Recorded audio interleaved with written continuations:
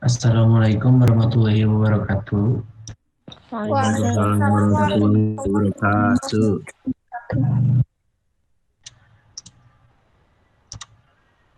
Selamat siang semuanya. Saya selaku moderator yang akan mengatur jalannya presentasi dan diskusi hari ini dari kelompok 5 yang menjelaskan mengenai perilaku organisasi. Oke, baik.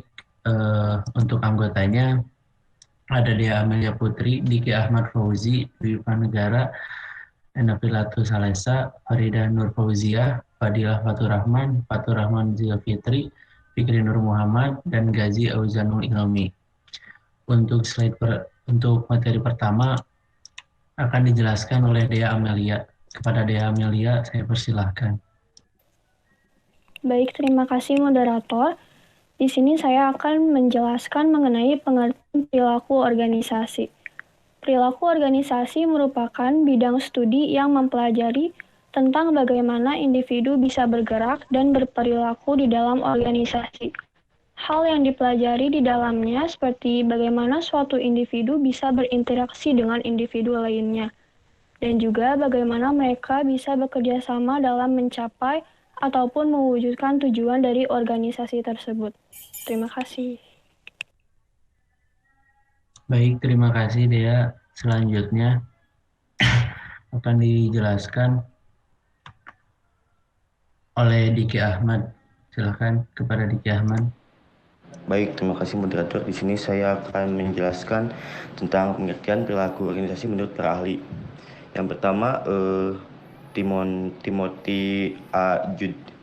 Timothy menjelaskan bahwa perilaku organisasi adalah suatu bidang studi yang menyelidiki dampak yang dipunyai oleh suatu individu, kelompok, dan juga struktur pada perilaku yang ada dalam suatu organisasi. Tujuan dari perilaku organisasi adalah untuk menerapkan ilmu pengetahuan agar bisa meningkatkan keefektifan suatu organisasi. Yang kedua, Josh dan Jones. Josh dan Gary Jones menyebutkan bahwa perilaku organisasi merupakan suatu pemajaran mengenai berbagai faktor yang memengaruhi tindakan individu dan kelompok dalam organisasi, serta bagaimana organisasi mengelola lingkungannya. Yang ketiga, Toha. Toha menerangkan bahwa perilaku organisasi adalah suatu studi yang berhubungan dengan berbagai aspek tingkah laku manusia di dalam organisasi ataupun kelompok tertentu. Terima kasih. Baik, terima kasih Diki. Selanjutnya akan dijelaskan oleh Fadilah Fatur Rahman. Silakan Fadilah Fatur Rahman. Baik, terima kasih Pak Moderator. Saya akan menjelaskan tentang konsep dasar perilaku organisasi. Kerangka dasar perilaku organisasi terletak pada dua komponen. Yang pertama yaitu individu yang berperilaku baik secara individu, kelompok maupun organisasi. Komponen yang kedua adalah organisasi formal sebagai wadah dari perilaku tersebut, yaitu sebagai sarana bagi individu dalam bermasyarakat ditandai dengan keikutsertaannya pada suatu organisasi dan menjalankan fungsinya dalam organisasi tersebut. Baik, terima kasih moderator.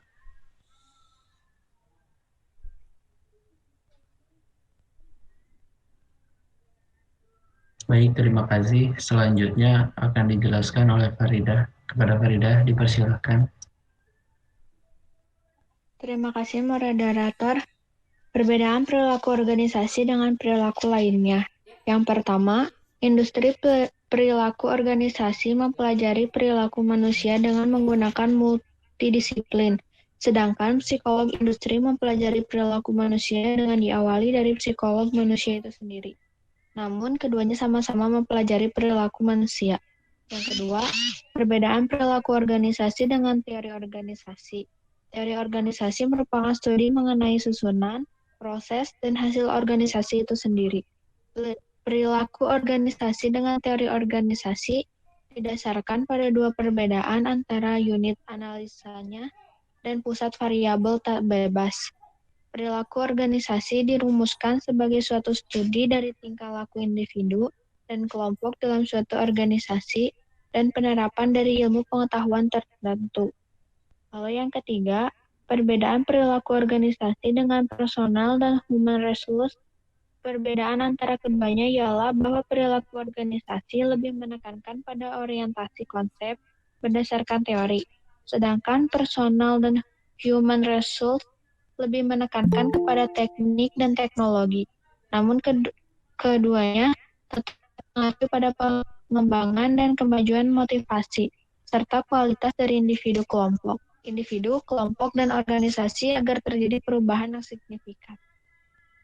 Terima kasih. Baik, terima kasih Farida. Selanjutnya dilanjut oleh Fatur Rahman. Kepada Fatur Rahman dipersilahkan. Baik, terima kasih moderator. Di sini terdapat beberapa poin mengenai sifat-sifat individu dalam organisasi. Di antaranya yang pertama, perilaku manusia karena kemampuannya yang tidak sama. Yang kedua, kebutuhan manusia yang berbeda-beda. Yang ketiga, orang berpikir tentang masa depan dan membuat pilihan tentang bagaimana bertindak. Yang keempat, pemahaman mengenai lingkungan dalam hubungan pengalaman masa lalu dan kebutuhannya. Yang terakhir, seseorang itu mempunyai reaksi-reaksi senang atau tidak senang, afektif. Sekian menjelaskan. Baik, terima kasih Fatur Rahman. Selanjutnya akan dijelaskan oleh Diva Negara. Kepada Diva Negara, silakan. Baik, terima kasih moderator. Yang pertama ada market distortion. Lambatan dalam pengembangan organisasi dapat disebabkan oleh kekacauan pasar dan ketidakmampuan perusahaan untuk mengikuti antusiasme dunia luar. Biasanya ini karena perusahaan tidak lagi kompetitif akibat munculnya teknologi baru. Misalnya email membunuh bisnis komunikasi. Meskipun beberapa bisnis masih ada, dokumen penting umumnya tidak dikirim melalui email. Key Performance Indicator atau KPI. Merah artinya semangat rendah, sehingga banyak KPI yang di bawah target. Jika KPI lebih rendah dari target, maka tidak akan ada kemajuan dalam pengembangan organisasi. Yang ketiga ada kompleksitas. Setelah membuat keputusan, langkah selanjutnya adalah mengeksekusi. Mungkin organisasinya terlalu besar untuk menjadi gesit lagi. Faktanya, sistem dan prosedur tampak begitu kompleks atau berlapis-lapis, sehingga menghambat pelaksanaan dan pelaksanaan pekerjaan atau proyek. Terima kasih. Baik, terima kasih Diva Negara. Selanjutnya akan dijelaskan oleh Nafilatus Salesa. Kepada Nafilatus Salesa dipersilahkan. Baik, terima kasih moderator. Di sini saya akan menjelaskan mengenai pentingnya mempelajari perilaku organisasi. Memahami perilaku orang dalam organisasi kini dianggap penting karena perhatian manajemen seperti produktivitas karyawan, kualitas kehidupan kerja, tekanan pekerjaan, dan kemajuan karir terus menjadi perhatian dan perbincangan. Yang pertama, perilaku organisasi merupakan suatu cara berpikir. Perilaku dipandang beroperasi pada tingkat individu, kelompok, dan organisasi. Pendekatan ini menyarankan bahwa untuk mempelajari perilaku organisasi harus melakukan identifikasi dengan jelas tingkat analisa individu, kelompok, maupun organisasi.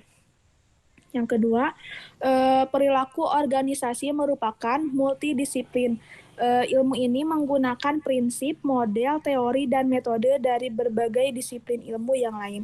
Studi perilaku organisasi bukanlah disiplin ilmu yang dapat diterima secara umum dengan teoritis yang mantap. Studi ini merupakan bidang ilmu yang baru mulai tumbuh dan mengalami perkembangan tahapan dan dampak. Yang ketiga, terdapat orientasi humanistik yang tampak jelas dalam perilaku organisasi. Orang dan sikap, persepsi, kapasitas pembelajaran, perasaan, serta tujuan merupakan hal yang penting bagi organisasi. Baik, terima kasih. Baik, terima kasih Nafilatus Salesa. Kesimpulannya akan dibacakan oleh Gazi Auzanul Ilmi. Silakan kepada Gazi.